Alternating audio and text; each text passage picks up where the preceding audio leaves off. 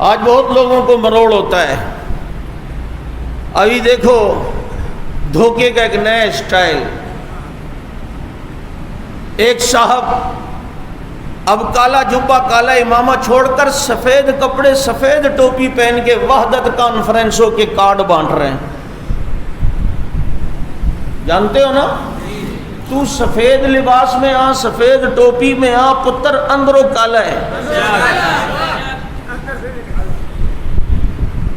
آج بہت سے لوگوں کو تکلیف ہوتی ہے کہ یہ وحدت کے خلاف کیوں ہے. جب ایک طبقہ چاہتا ہے ہم وحدت وحدت, تو یہ کیوں وحدت کے خلاف ناگن والے بات کرتے ہیں؟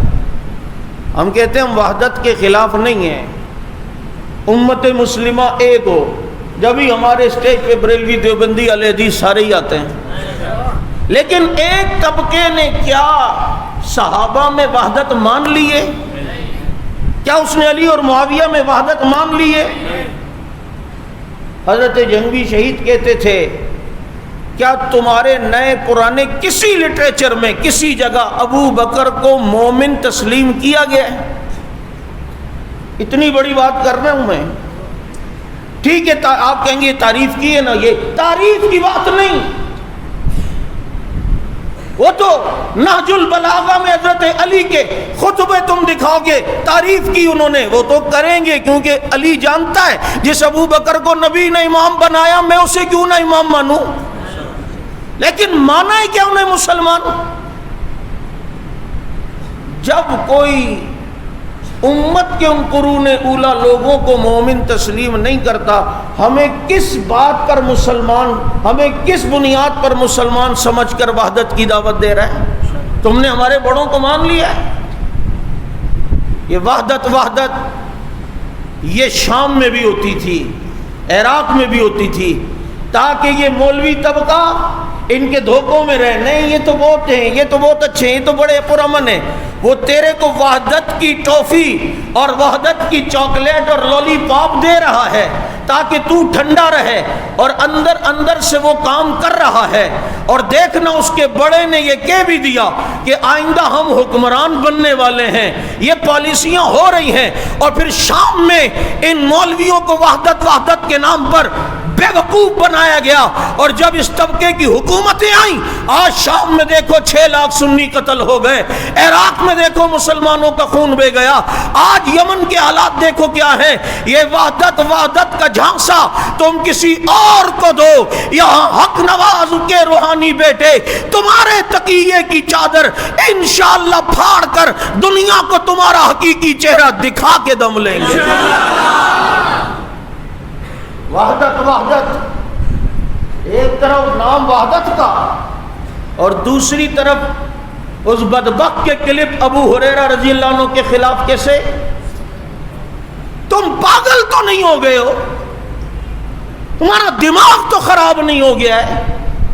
تمہیں کیا کالے پیالے میں کالا شربت گھونٹ کے کالوں نے دے دیا ہے کہ تمہیں بات آسان والی سمجھ نہیں آ رہی؟ کیا ان کے کلپ نہیں آ رہے؟ بھائی ہم کہتے ہیں کوئی صحابہ کو مانتا ہے نہ مانے, عیسائی بھی نہیں مانتے, یہودی بھی. ہمیں کہتے ہیں تو یہودیوں کے خلاف کیوں نہیں بولتے ہو؟ ہم نے کہا بولتے ہیں لیکن صحابہ کے عنوان پر نہیں. کیوں؟ عیسائی, ہندو, سکھ اگر یہ صحابہ کو نہیں مانتے لیکن گالیاں تو نہیں دیتے نا. تم بھی نہ مان, کیونکہ ان کو تو مومن مانے گا, مسلمان مانے گا, قرآن والا مانے گا, نبی والا مانے گا, امت والا مانے گا, اہل قبلہ مانے گا, مسلمان مانے گا, جنتی مانے گا. نہ مان. لیکن گستاخی یہ تو اخلاقاً بھی کسی صورت جائز نہیں ہے. ساری امت کے لیے اللہ نے سجدے کی جگہ زمین کو بنا لیا. خود دیکھ لو امت سے کٹتا کون ہے.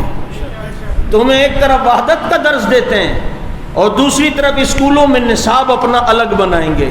تمہیں ایک طرف وحدت کا درس دیں گے, دوسری طرف قرآن علیحدہ ہوگا. ایک طرف وحدت کا درس دیں گے, دوسری طرف جناب اذان علیحدہ. اچھا پھر یہ بھی ایک مصیبت ہے. ایک بڑے مولوی صاحب کا ابھی کوئی کالم آیا, مشترکات پر تو ہمیں ایک ہونا چاہیے. جو ہماری مشترکات ہیں, تم ایک مشترک چیز ان کی اور ہمارے درمیان لا کے دکھاؤ، میں تمہیں جو سزا تم مجھے دو گے میں اس کے لیے تجویز ہوں، تو اس کے لیے تیار ہوں۔ ایک کوئی ایسی بات تو لاؤ جس میں ہم اور وہ مشترک ہو۔ قرآن کے مسئلے پہ کوئی مشترک نہیں، نبی کے مسئلے پہ کوئی مشترک نہیں، جس طرح نبی کو ماننا چاہیے اس طرح کا وہ انداز نہیں ہے۔ اللہ کے مسئلے پر ہمارا عقیدہ اللہ کو غلطی نہیں ہوتی، کسی کا عقیدہ اللہ کو بتاؤ کہاں کس مسئلے پہ تم کہتے ہو مشترکات ہو، کوئی ایک مسئلہ تو لاؤ۔ چیلنج ہے میرا ساری دنیا کے مولویوں کو، ایک ایسا مسئلہ لاؤ جس میں ہم مشترک ہوں کہ یہ اور یہ ان میں ایک بات ہے۔ جب کسی معاملے میں مشترک نہیں ہے تو امت میں اور وحدت میں شامل نہیں ہو سکتے۔ بات سمجھ آ رہی ہے یا نہیں؟ سب سے علیحدہ اپنی وہ انفرادی حیثیت دکھائے گا، مشترک تو تم ایک طرف وحدت، تو کبھی بولنا کہ جناب وہ ٹھیکری کے بغیر بھی سجدہ کر لے۔ 10 کے درمیان علیحدگی اپنا دکھائے گا، میں الگ ہوں بابا، میں الگ ہوں۔